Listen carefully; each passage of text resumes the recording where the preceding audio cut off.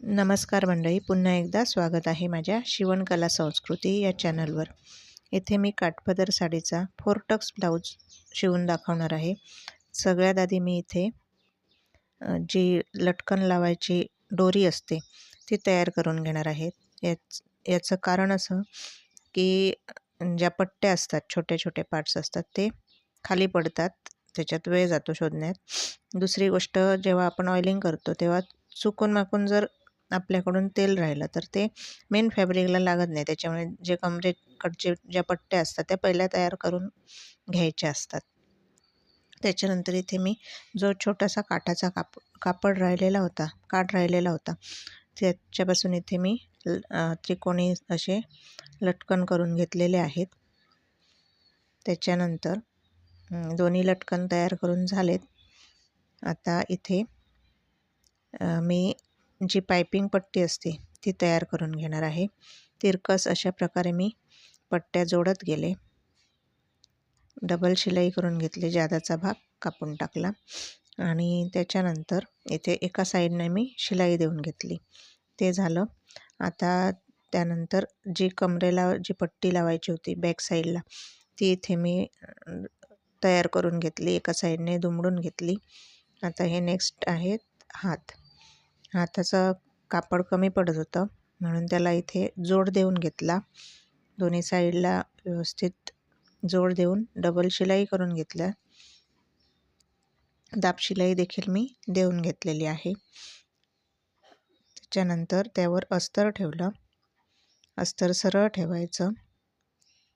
दुसऱ्या हातावर सुद्धा अस्तर ठेवून घेतलं मी आणि लगोलग शिलाई देऊन घेतली.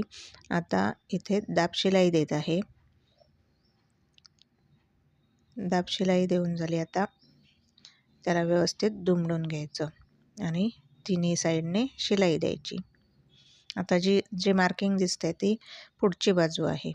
जरासं खोल तिथे कटिंग असतं मुंड्यात, ते इथे मी खूण करून ठेवते, म्हणजे शिवायला सोपं जातं. त्याच्यानंतर हा फ्रंट साईडचा भाग आहे. उलट्या साईडने मी अस्तर जोडलेलं आहे बघा, आणि टक्स मार्किंग केलेलं दिसतच असेल. याच्यानंतर चारही बाजूला व्यवस्थित शिलाई करून घेतली.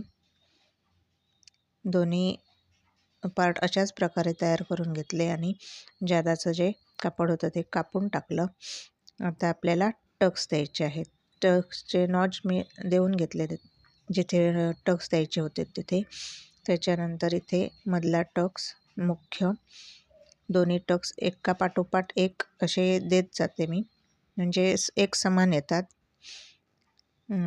साईडचा जो मधला असतो टक्स तो इथे देऊन घेतला. आता जो कमरेकडचा आहे मोठा टक्स लांब, तो इथे मी देऊन घेतला. त्याच्यानंतर मुंड्यात जो टक्स येतो तो घेणार आहे तयार करून. अशा प्रकारे चारही टक्स देऊन झाले. एका पाठोपाठ एक केले की सेम साईजचे टक्स दिले जातात. अशा प्रकारे टक्स देऊन हा भाग रेडी झालेला आहे. आता आपल्याला त्याला योकपट्टी लावायची आहे. त्याच्यासाठी अस्तर मी इथे जोडून घेत आहे. सरळ बाजूने नेहमी अस्तर मी लावते, कारण मी ओव्हरलॉक करते, त्याच्यामुळे सरळ बाजूने लावते.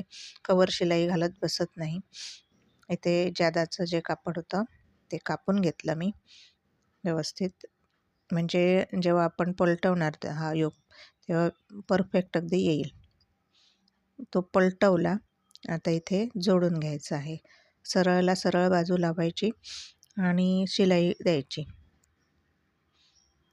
टक्स योकपट्टी जरा मोठी आहे. दोन्ही योकपट्ट्या जोडल्यानंतर त्याला मी ओव्हरलॉक केलं आणि अशा प्रकारे दोन्ही साईडने दाब शिलाई दिली. एका पाठोपाठ एक असे दोन्ही देऊन घ्यायच्या शिलाया. आणि जादाचा भाग जो आहे इथे तो मी कापून टाकला.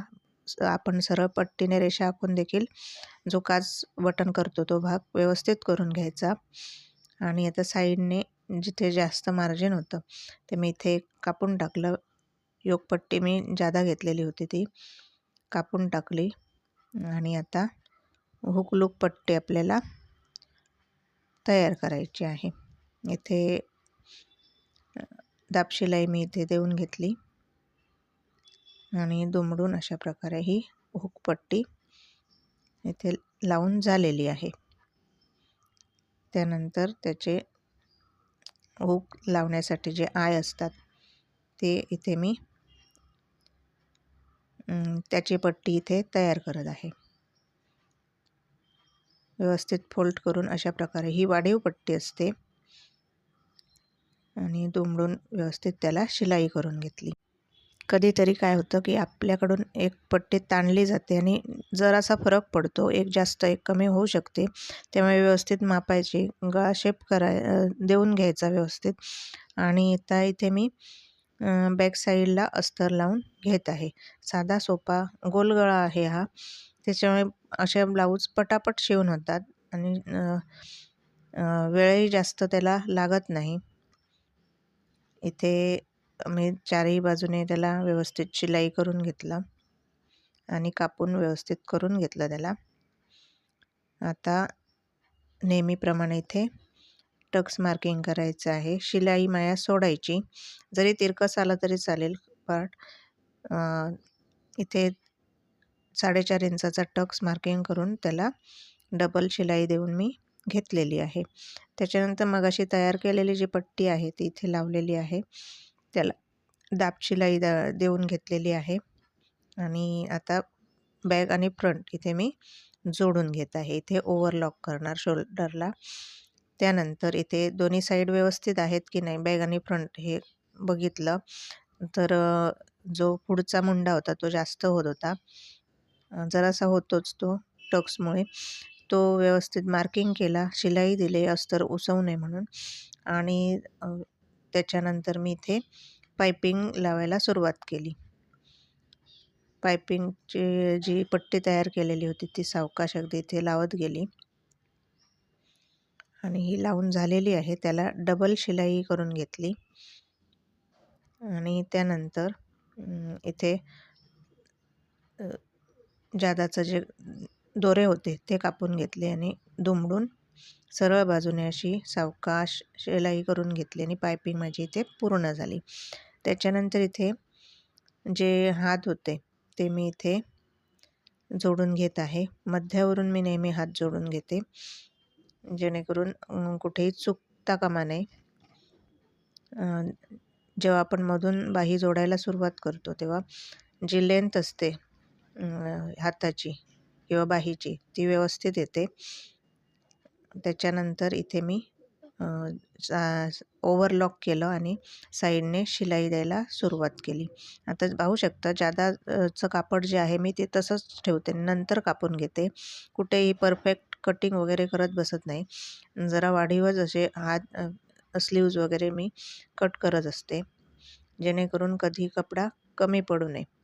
एक जादा झालेला कापता येतो, पण कमी झालेला शिवायला खूप वेळ जातो त्याच्यात. मग इथे मी मापं टाकलीत फिटिंगची, एक रेषा काढून आखून घेतली त्याच्यावर आणि मग 2 ते 3 शिलाया जादाच्या देऊन इथे फिटिंग मी पूर्ण करून घेतलेली आहे. आणि अशा प्रकारे हा माझा साधा सिंपल 4 टक्स ब्लाऊज तयार झालेला आहे.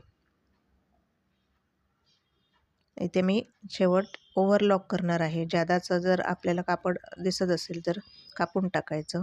आणि हा आता ब्लाऊज मी पलटवून तुम्हाला दाखवणार आहे. त्याच्यानंतर मी लटकन लावायला विसरले, ते इथे मी लावून घेतलेले आहेत.